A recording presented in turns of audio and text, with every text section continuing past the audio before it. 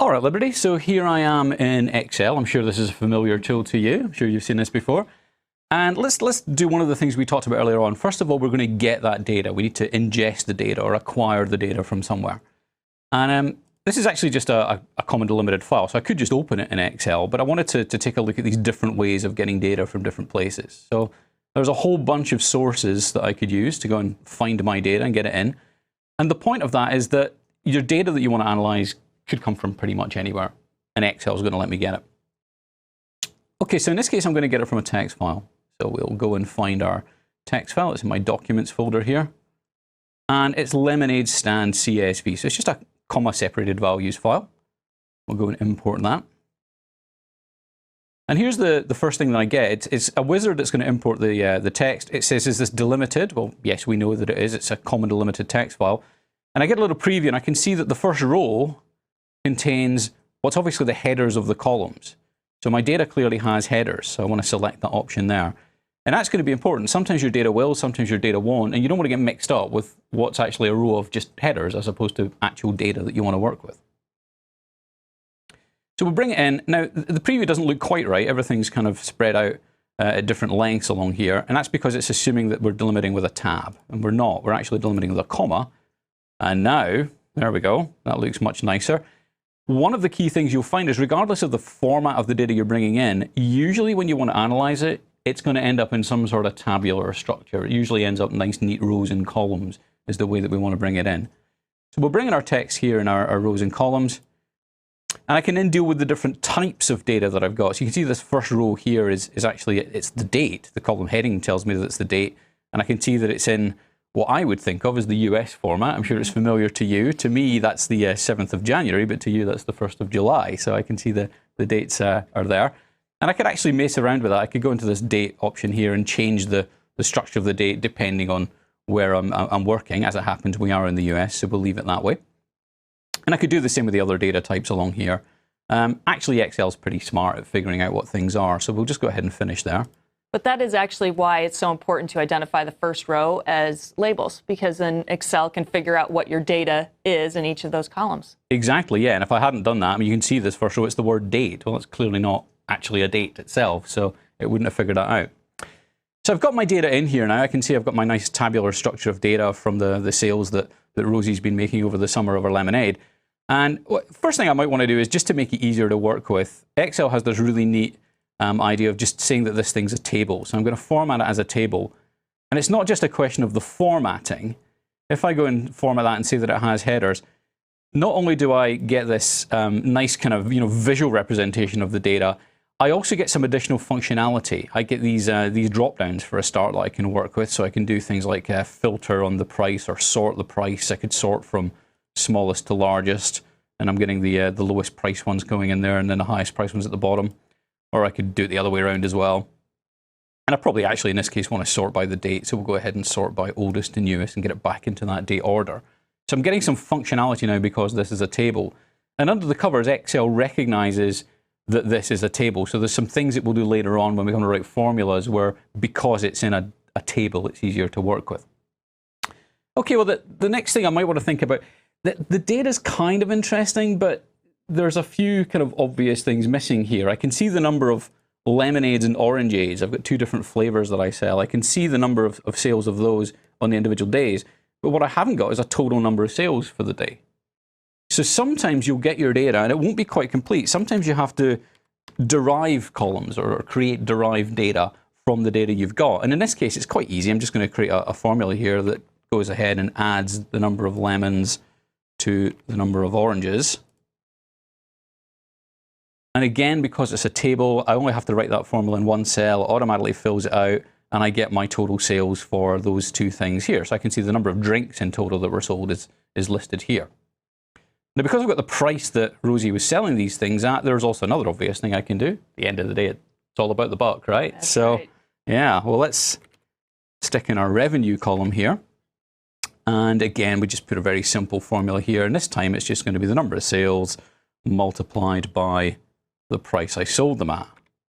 And in that comes, and that looks pretty good. I get my revenue coming in there.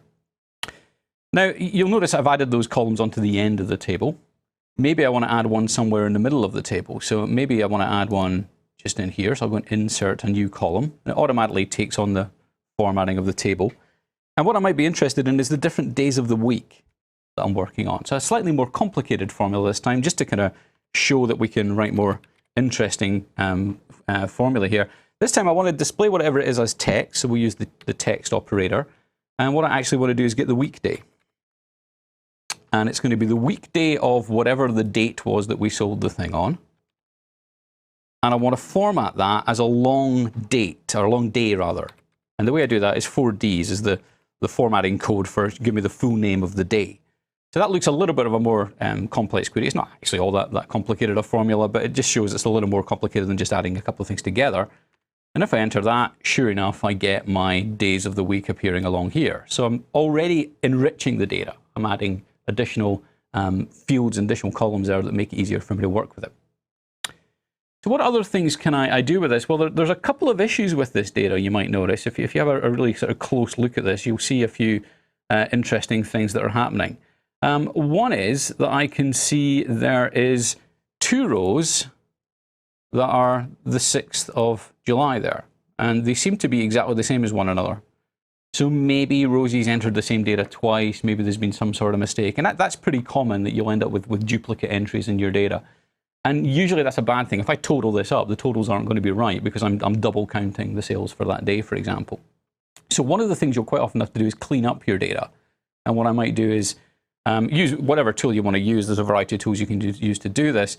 One of the things I can do in my Excel environment here is I can use this remove duplicates option here.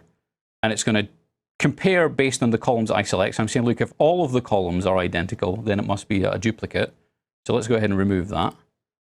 And sure enough, it says 1 duplicate value found and removed, 31 unique values remain. So we're dealing with a pretty small data set here. There only was 1 duplicate, but you can see that it's gone now. And I've actually got my dates along here. Now, the other thing that's interesting here is you can see there's a missing value here in the leaflets here. This is the number of leaflets that Rosie distributed that day to tell people about her lemonade stand. And you can see there's a missing value there. Now, if that missing value were something like the date, let's say that this date here had been missing, so we'd had data that looked like that. Actually, it would have been quite easy for me to look at that and figure out, well, look, I can see the 1st, the 2nd, the 3rd, the 4th, blank, the 6th, the 7th, the 8th, the 9th. In fact, there's a row for the 8th missing there as well. So you can see that there's some missing data there. What I could do in this case is just interpolate that data. I could say, well, let's just continue that series and go ahead and get the 5th appearing in there. And it's automatically, filled that gap in for me. So interpolating missing data is a strategy when the data makes sense to do that, when it's running in a series. Here, however, that's not really the case. Here I can see that, well, there's a gap, but it goes 100, 100, 115, 150, 100. There isn't really a pattern there that I can follow. I could try to find one. I could just leave it blank, or I could put a 0 in there as a placeholder, or I could find the minimum value or the maximum value. Or the other thing I could do is if I just select that entire column there, down here I can see the average is appearing down here on the status bar, and it's 120.5. But we haven't got any fractions in here, they're all just full numbers.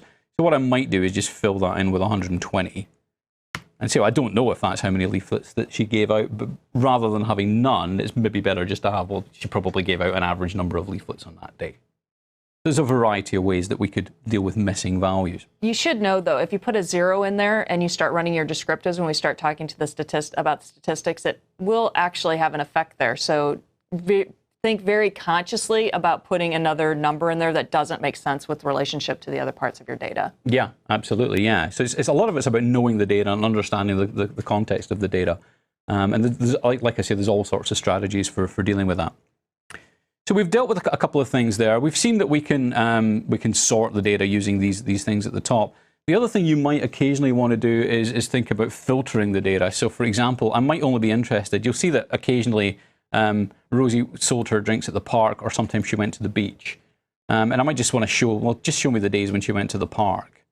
So I'll just go and filter that, and sure enough, we filter that list, so we've now just got the days that she spent at the park. And that can be a useful way just to quickly eyeball the data and kind of, see how many were at the park versus how many were at the beach or whatever.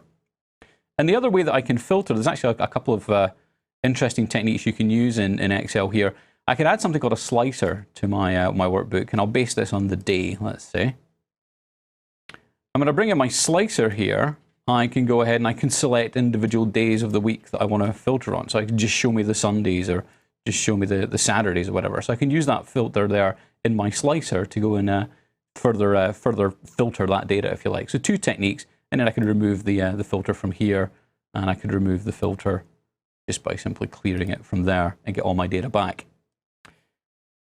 So that's a couple of basic techniques for exploring data in Excel. When you come back, we'll talk a little bit more about some of the techniques we can use to analyze that data and get some information from it.